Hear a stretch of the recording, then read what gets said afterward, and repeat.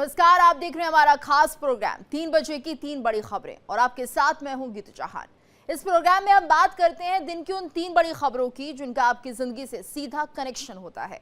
अक्सर खबरें बहुत होती हैं, लेकिन उनमें से कौन सी आपके लिए सबसे जरूरी है ये समझना आसान नहीं होता। इसलिए इस प्रोग्राम के जरिए हम आपके लिए चुनकर लाते हैं 3 ऐसी अहम खबरें जिनका असर कहीं ना कहीं आपकी जेब, आपकी सुरक्षा या फिर आपकी रोजमर्रा के जीवन पर पड़ता है। हमारा मकसद है कि कम समय में आपको साफ, सरल और काम की जानकारी मिले, जिससे कि आप हर जरूरी खबर से अपडेट रहें।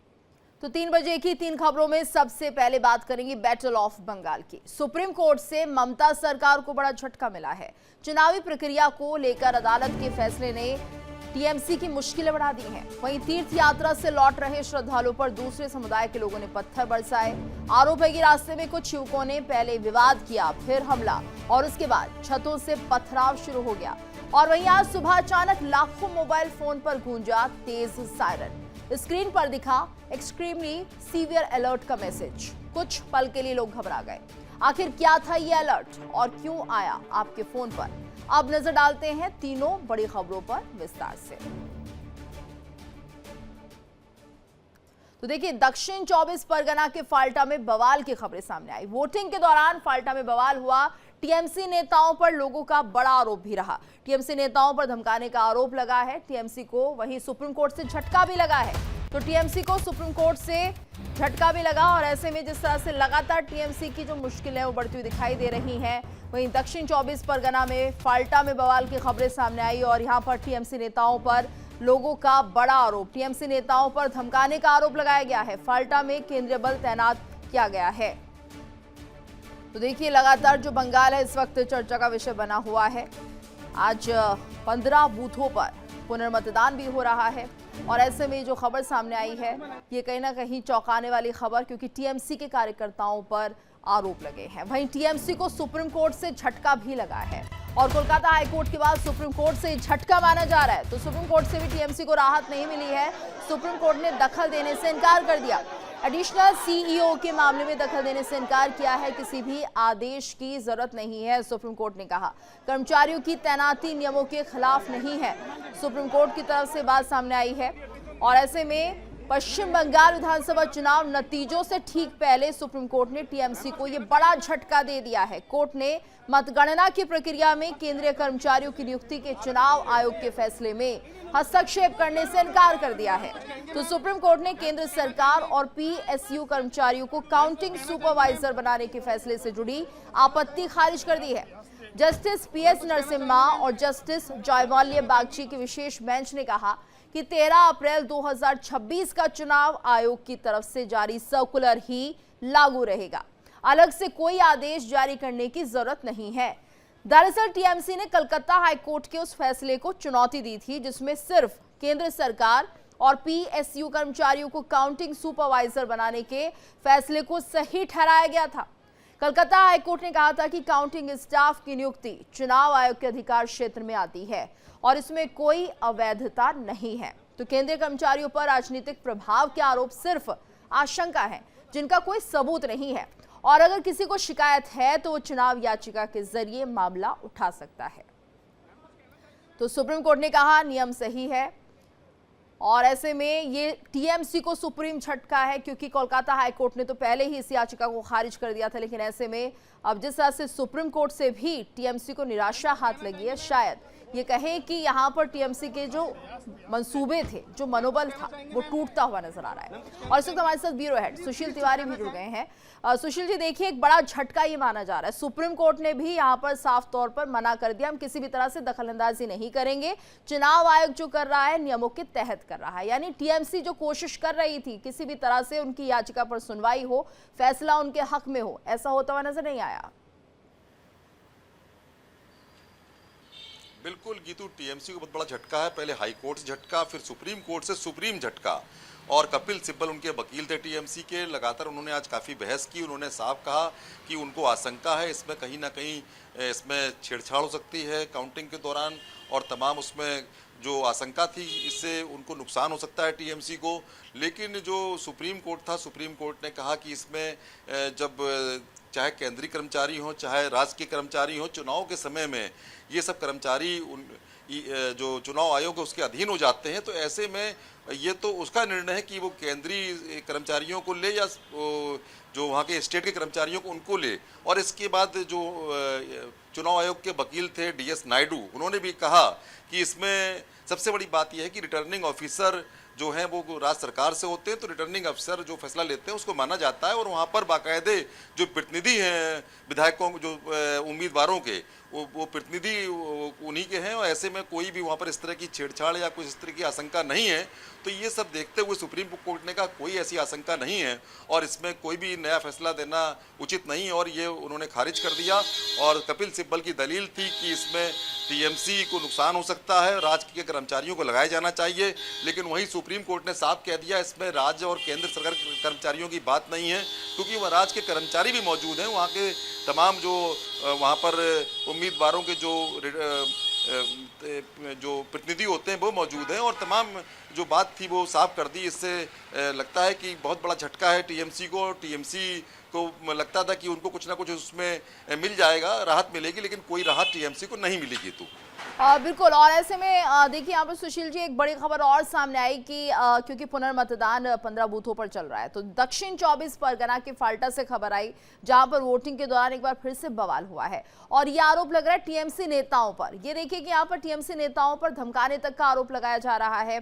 और फिलहाल फाल्टा में केंद्रीय बल को तैनात किया गया। लेकिन एक बार फिर से हम ये कहें कि इस मतदान को भी प्रभावित करने की कोशिश की जा रही है, यानी कि अभी भी शांतिपूर्ण तरीके से मतदान ना हो, इसकी भी चेष्टा कुछ लोग कर रहे हैं। बिल्कुल, जो ये 15 बूथों पे चुनाव हुआ है यहाँ पर काफ़ी तनावपूर्ण माहौल तब भी था और अभी भी तनावपूर्ण माहौल है। फाल्टा में जिस तरह वहाँ पर TMC कार्यकर्ताओं ने बीजेपी के तमाम कार्यकर्ताओं को धमकाया है, तो ये पूरा माहौल बड़ा ख़राब है। लेकिन उसके बावजूद भी TMC बाज नहीं आ रही है, क्योंकि लगातार वहाँ पर CRPF के जवान और तमाम जो चुनाव आयोग है लगातार इस प्रयास में है कि शांतिपूर्वक चुनाव हो जाए। इसीलिए 15 बूथों पर तमाम पुलिस तैनात की गई थी, CRPF तैनात की गई थी। उसके बावजूद भी TMC के जो कार्यकर्ता है उनको लगता है कि ममता बनर्जी की 15 साल की सत्ता नीचे से खिसक रही है। तो इसको देखते हुए वो कोई भी चूक नहीं कर रहे हैं। उनको लगता है कि हम लोग जब बवाल करेंगे तो हो सकता है उससे जो वोटर हैं वो कम आएंगे, क्योंकि जब वोटर्स ज़्यादा आते हैं, जब भी यहाँ का इतिहास रहा है, जब जब यहाँ पर बहुत ज़्यादा वोटिंग हुई है तो बदलाव हुआ है। तो ऐसे में बंगाल का ये जो ट्रेंड है उसको देखते हुए जो TMC के जो तमाम कार्यकर्ता हैं बौखलाए हुए हैं। यहाँ तक कि जो ममता बनर्जी हैं उनका भी कहीं ना कहीं आपा बार बार खो जा रहा है। वो भी कभी कभी स्ट्रांग रूम के बाहर पहुंच जा रही हैं, रात में सो नहीं पा रही हैं, नींद उनको नहीं आ रही है। तो ये जो पूरे हालात दिख रहे हैं बंगाल के, ये बहुत ही देखा जाए तो तनाव भरा माहौल है। और बीजेपी और तमाम जो अन्य नेता हैं वो भी इसको लेके परेशान दिख रहे हैं कि जो माहौल है कैसे उसको ठीक किया जाए, क्योंकि जो पूरी जो लगातार जो घटनाएं हो रही हैं उन घटनाओं को जो CRPF है काफ़ी कंट्रोल कर रहा है। अगर CRPF इतना कंट्रोल ना करे तो यहाँ पर घटनाएं बहुत बढ़ सकती हैं। तो इस तरह का जो माहौल है उसको CRPF शांत कर रही है गीतू, और पूरा प्रयास कर रही है शांतिपूर्वक चुनाव हो सके। जी बिल्कुल। और ऐसे में सुशील जी एक सवाल और यहाँ पर बड़ा बनता हुआ दिखाई दे रहा है कि अब तक तो हमें लगा कि 2 फेजेस में तकरीबन 92% वोटिंग हो चुकी है और बम्पर वोटिंग इसे कहा जाए, लेकिन आज का दिन भी कुछ ऐसा ही आगे बढ़ता हुआ दिखाई दे रहा है। अगर यहाँ पर 1 बजे तक के मतदान प्रतिशत की बात करें, तकरीबन 55% वोटिंग हो चुकी है, तो क्या माना जाए कि शाम तक ये आंकड़ा और बढ़ेगा और शायद ये भी 80 और 90% के करीब पहुंच सकता है?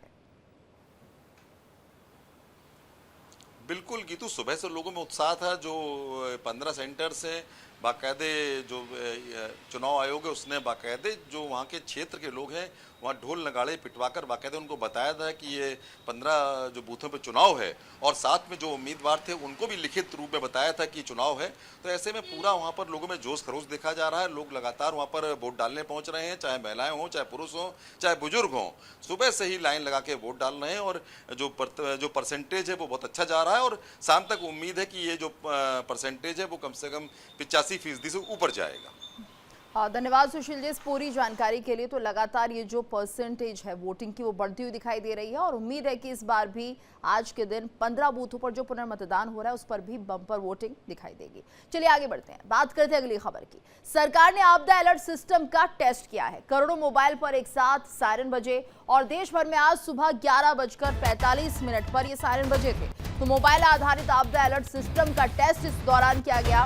मोबाइल स्क्रीन पर हिंदी और इंग्लिश में मैसेजेस भी आए। तो आज सुबह अचानक कई लोगों के मोबाइल फोन पर तेज सायरन जैसी आवाज गूंजी और स्क्रीन पर एक गंभीर चेतावनी जैसा मैसेज दिखाई दिया, एक्सट्रीमली सीवियर अलर्ट। कुछ सेकंड के लिए लोगों को लगा कि कहीं कोई बड़ा खतरा तो नहीं आ गया और कई लोगों ने घबराकर फोन उठाया, आसपास के लोगों से पूछा और सोशल मीडिया पर इसकी चर्चा शुरू हो गई। लेकिन जब मैसेज ध्यान से पढ़ा तो स्थिति साफ हो गई। ये कोई आपदा का अलर्ट नहीं था, बल्कि एक टेस्ट था। दरअसल भारत सरकार की ओर से एक नई तकनीक को जांचने के लिए ये अलर्ट भेजा गया था।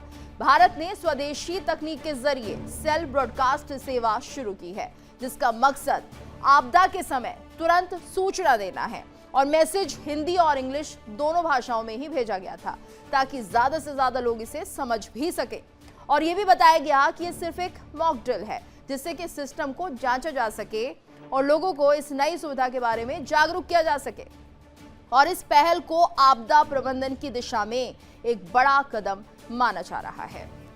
तो अलर्ट सिस्टम था और ऐसे में इसका मकसद क्या है, ये भी हम समझने की कोशिश करते हैं। दरअसल मोबाइल में ये मैसेज अलर्ट था, सिस्टम कॉमन अलर्टिंग प्रोटोकॉल की तकनीक पर यह आधारित था और मकसद था आपदा के समय तुरंत सूचना देना। तेज अलार्म या सायरन सेल ब्रॉडकास्ट तकनीक की मदद से मैसेज करना और एक साथ करोड़ों लोगों को ये मैसेज आया। अगर कभी भविष्य में किसी तरह की कोई आपदा आती है तो उसकी सूचना कैसे दी जाएगी, कैसे लोगों को ये बताया जाएगा कि उन्हें आगे क्या करना है। और एक तरह से ये टेस्ट मैसेज था, लेकिन अपने आप में बहुत अहम था। लोग थोड़ा घबराए भी, लेकिन जब मैसेज पढ़ा तो थोड़ी सी राहत उन्हें मिली भी। और इसी पर ज्यादा जानकारी के लिए बात करते हैं, हमारे संवाददाता पंकज राय जुड़ गए हैं। पंकज, तो देखिए एक्सट्रीमली सीवियर अलर्ट था ये और लोगों के फोन अचानक बज उठते हैं, सायरन बजते हैं। पहले तो समझ नहीं आया क्या, लेकिन फिर लोगों में थोड़ा सा डर दहशत का माहौल भी बना और उसके बाद आखिरकार जब बात समझ में आती है तो कम से कम लोग जो है थोड़े से निश्चिंत हो जाते हैं कि सब कुछ ठीक है।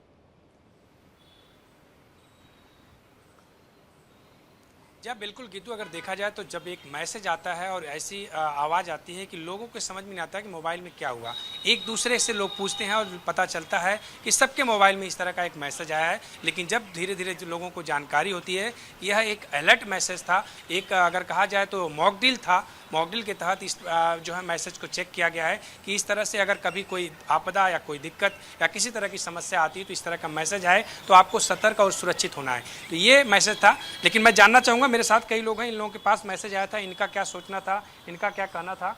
आपके मोबाइल पर मैसेज आया था? जी मेरे आया था, मेरे पे सोच में पड़ गया था बिल्कुल। मैंने ये क्या है, बेल तो मेरी ऐसे है नहीं, ये क्या बज रहा है इसके अंदर।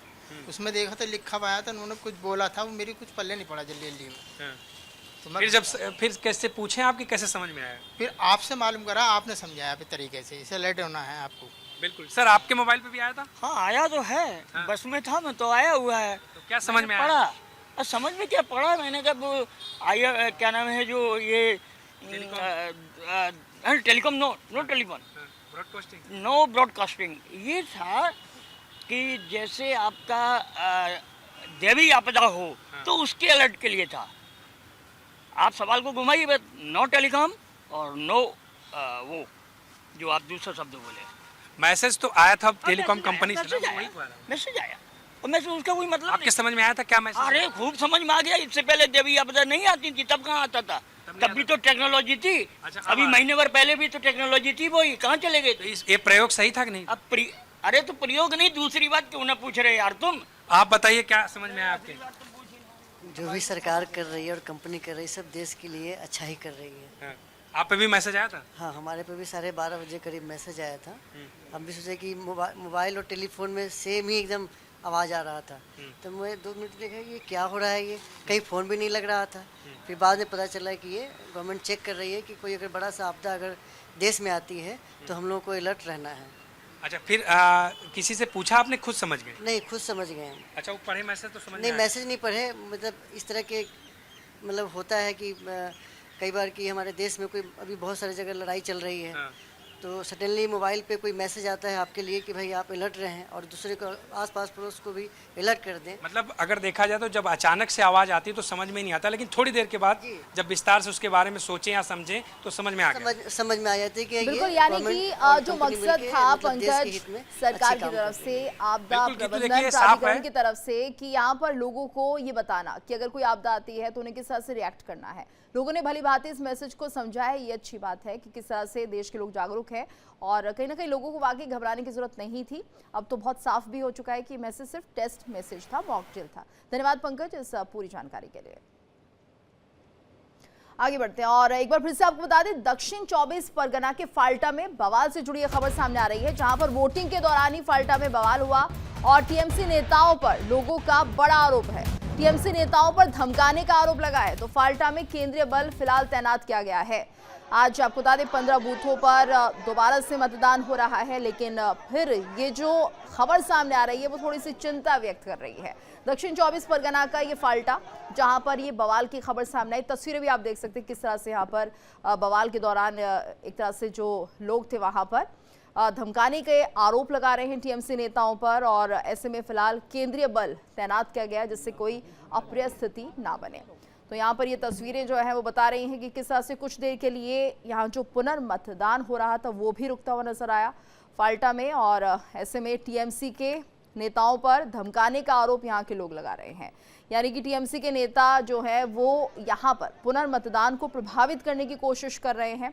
3 तस्वीरें देखिए, भारी पुलिस फोर्स मौके पर मौजूद है, सीआरपीएफ मौके पर मौजूद और स्थिति को संभालने में लगी हुई है।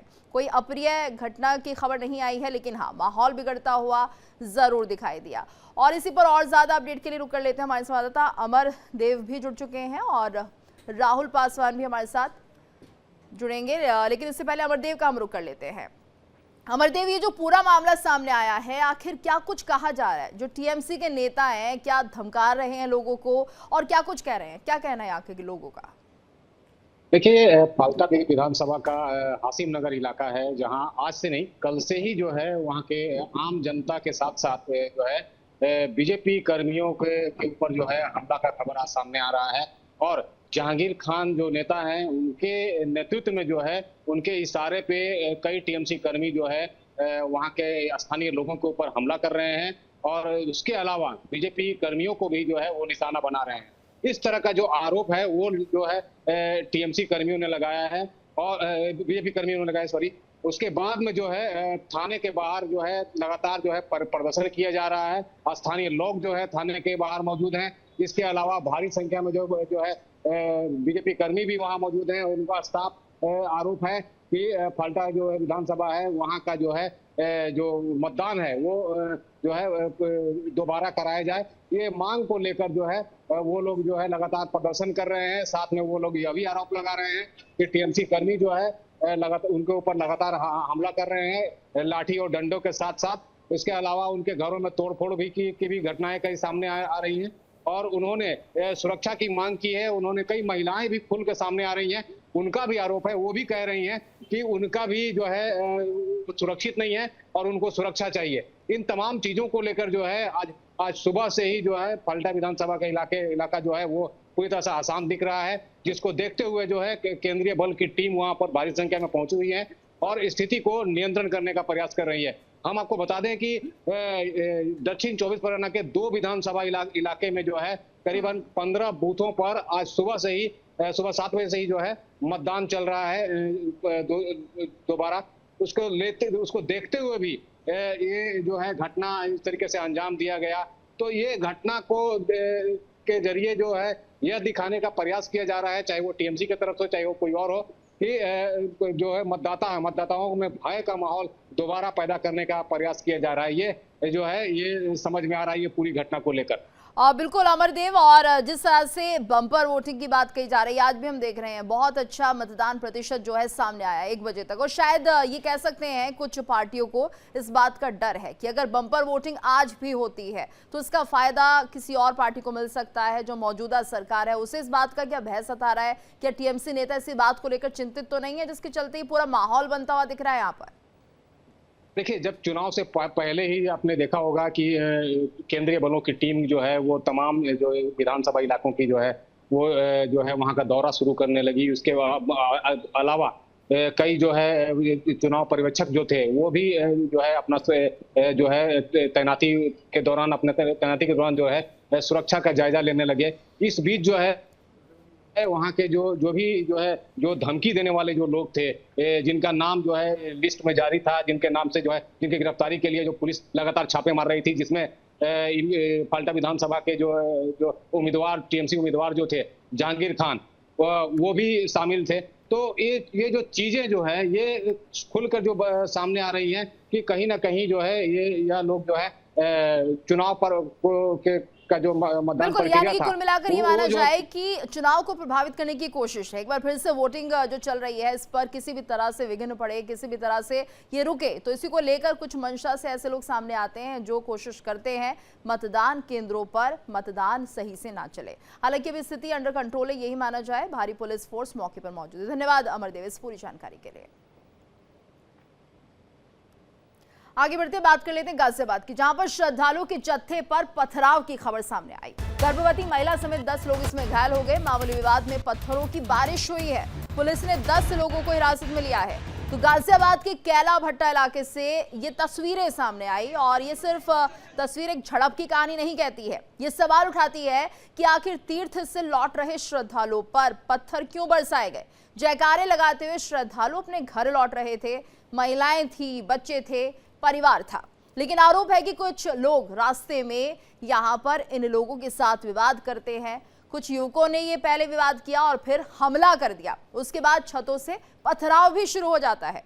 तो आरोप है कि गर्भवती महिला तक को नहीं छोड़ा गया। यहाँ पर 10 श्रद्धालु घायल हुए हैं, कई के सिर फूट गए, चीख पुकार मच गई और ये सड़क रणभूमि में तब्दील हो गई और इलाके में अफरा तफरी जैसा माहौल बन गया। बताया जा रहा है कि विवाद एक फल की टोकरी टकराने से शुरू हुआ था, लेकिन सवाल यह है कि क्या इतनी सी बात पर महिलाओं और बच्चों पर पत्थर बरसाना जायज है। पुलिस ने 10 लोगों को हिरासत में ले लिया है। इलाके में तनाव को देखते हुए फोर्स भी तैनात कर दी गई है। लेकिन अब लोग पूछ रहे हैं, क्या आस्था के जयकारे भी अब सुरक्षित नहीं है? क्या त्योहार और तीर्थ यात्राएं भी अब डर के साए में होंगी? फिलहाल पुलिस पूरे मामले की जांच में जुटी है, लेकिन गाजियाबाद की एक घटना कई बड़े सवाल छोड़ गई है। और ज्यादा जानकारी के लिए बात कर लेते हैं, संवाददाता अभिषेक पंडित हमारे साथ जुड़ गए हैं। अभिषेक, पहले तो ये बताइए, ये जो पूरा विवाद है किस बात को लेकर शुरू होता है और कहां पर बात बिगड़ती हुई नजर आती है? जी, आपको बता दें गीतू जी, जिस तरीके से श्रद्धालु दर्शन करते हुए जयकारा करके गाजियाबाद के कैला भट्टा इलाके से गुजर रहे थे, वहीं पर ये जो वारदात थी, जो मामला था, वो एक टोकरी का टकराने से हुआ। उसमें जो विशेष समुदाय के जो लोग थे उनसे वार्तालाप होती गई। वार्तालाप में वो झड़प में तब्दील हो गई और झड़प में तब्दील होने के बाद एक खूनी संघर्ष में वो तब्दील हो गई। आप वीडियो में भी देख सकते हैं कि किस तरीके से जो वहां पर श्रद्धालु थे, महिलाएं थी, गर्भवती महिलाएं थी, उन पर भी पथराव किया गया। तो जिस तरीके से जो गाजियाबाद की इस घटना होने के बाद जो है प्रशासन अलर्ट मोड पर आया और प्रशासन ने लगातार जो है वहां पर पुलिसिंग की जा रही है और कार्रवाई भी की है। आपको बता दें कि ये भी बताइए, देखिए ये जो जगह है कैला भट्टा का इलाका, ये माना जाए कि जो लोग तीर्थ यात्रा से लौट रहे थे, जयकारे लगा रहे थे, ये यहीं के रहवासी यहीं पर रहते होंगे?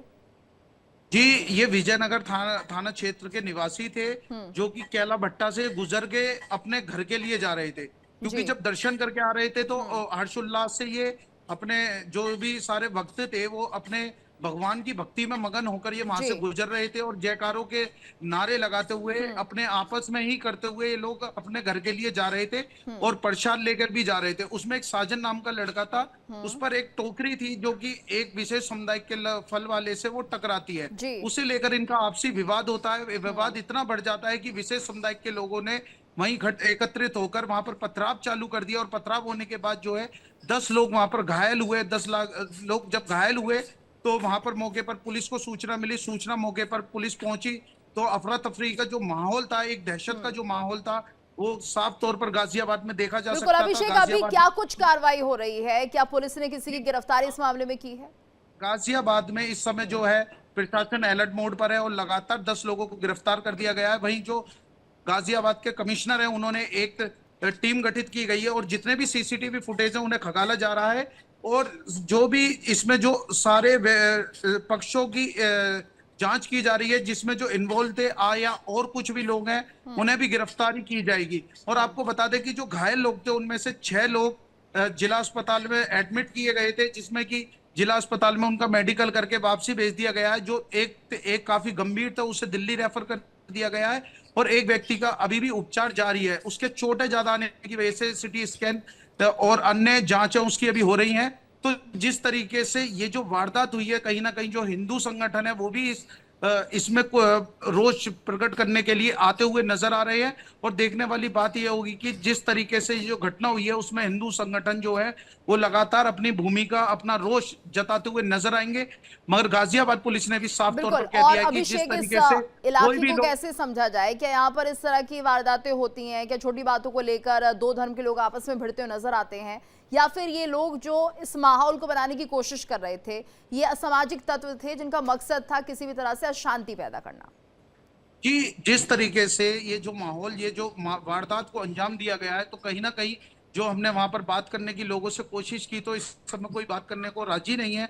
और साफ तौर पर उनका कहना है कि जो कुछ छटे हुए जो लोग थे उन्होंने इसे एक रंग दिया है और हिंदू मुस्लिम कहीं ना कहीं दिखाई दिया है। और जिस तरीके से जो लोग हैं, ये लोग फल वाले थे या जो भी 8-10 जो बदमाश थे जिन्होंने पथराव किया, कहीं ना कहीं जो ये मुसलमान समुदाय को भी बदनाम करने की जो बात कही जा रही है। स्थानीय निवासियों में काफी रोष है इसे लेकर और इस वारदात की निंदा भी करते हुए नजर आ रहे हैं। जी, धन्यवाद अभिषेक इस पूरी जानकारी के लिए। तो देखिए, कार्रवाई की जा रही है, अभी कुछ लोगों से पूछताछ भी हो रही है, फिलहाल मौके पर पुलिस बल भी मौजूद है। लेकिन सवाल यही है कि यहाँ पर आखिर अगर कोई किसी धर्म के लोग एक यात्रा निकालते हैं तो कुछ लोग यहाँ पर आते हैं जो अपने आप को किसी विशेष धर्म से जुड़ा हुआ बताते हैं, लेकिन क्या वाकई ऐसे लोगों का कोई धर्म होता होगा, ये अपने आप में एक बड़ा सवाल है। और इसी के साथ इस बुलेटिन में फिलहाल इतना ही, रुकेंगे एक ब्रेक के लिए, लेकिन आपको बता दें कि अब आप इंडिया डेली डिजिटल प्लेटफॉर्म पर भी देख सकते हैं। स्मार्ट टीवी पर भी मौजूद है इंडिया डेली 24/7।